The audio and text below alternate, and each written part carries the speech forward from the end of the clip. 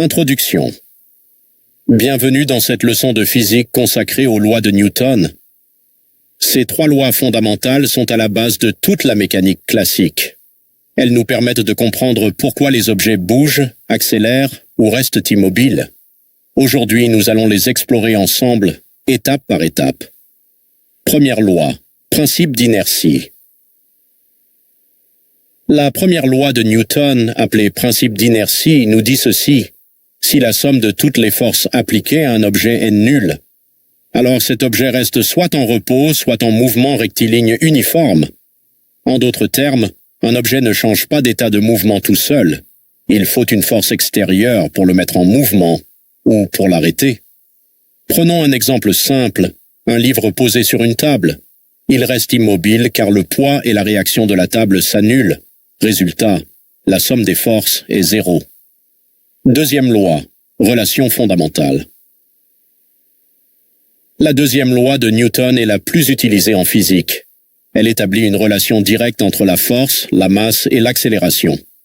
La formule est somme des forces égale m fois a, c'est-à-dire sigma f vecteur égale m fois a vecteur. Ce que cela signifie concrètement, plus la force appliquée est grande, plus l'accélération est élevée. Plus la masse de l'objet est importante, plus l'accélération est faible. Imaginez pousser un chariot vide, puis le même chariot chargé.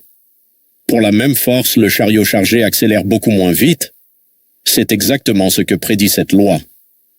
Troisième loi, action-réaction. La troisième loi de Newton nous parle de l'interaction entre deux corps. Lorsqu'un objet A exerce une force sur un objet B, alors B exerce en retour une force sur A, de même intensité, même direction, mais de sens opposé. En formule, F de A sur B est égal à moins F de B sur A. Des exemples, partout autour de nous. Une fusée, les gaz s'échappent vers le bas et la fusée monte. Un nageur, il pousse l'eau vers l'arrière et avance vers l'avant. Une personne qui pousse un mur, le mur pousse en retour avec la même force. C'est la loi des actions et des réactions. Grandeur physique. Avant d'aller plus loin, rappelons les grandeurs physiques essentielles. La force se mesure en newton, symbole N, c'est une grandeur vectorielle. La masse se mesure en kilogrammes, symbole kilogramme. L'accélération se mesure en mètres par seconde carré, soit mètres par seconde carré. Notez bien, la force est un vecteur. Elle possède une intensité, une direction et un sens. Ces trois caractéristiques sont toujours importantes dans un problème de mécanique. Slide 6. Application réelle. Durée, environ 30 secondes. Rythme, dynamique, enthousiaste. Les lois de Newton sont partout dans notre vie quotidienne. L'automobile, quand vous freinez, vous décélérez grâce à la deuxième loi. La chute libre, un objet qui tombe est soumis à la seule force de gravité. Le satellite, il tourne autour de la Terre car les forces sont en équilibre orbital. Le sport, chaque coup de pied dans un ballon, chaque saut, obéit à Newton. La fusée, elle avance grâce à la loi action-réaction. L'ascenseur, la tension du câble et le poids déterminent l'accélération. Ces exemples montrent que la physique n'est pas abstraite. Elle explique le monde réel en temps réel. Pour résoudre tout problème de dynamique, voici la méthode en 6 étapes. Étape 1. Identifier le système étudié. Quel est l'objet dont on étudie le mouvement? Étape 2. Faire le bilan des forces. Lister toutes les forces qui s'appliquent sur cet objet. Étape 3. Choisir un référentiel.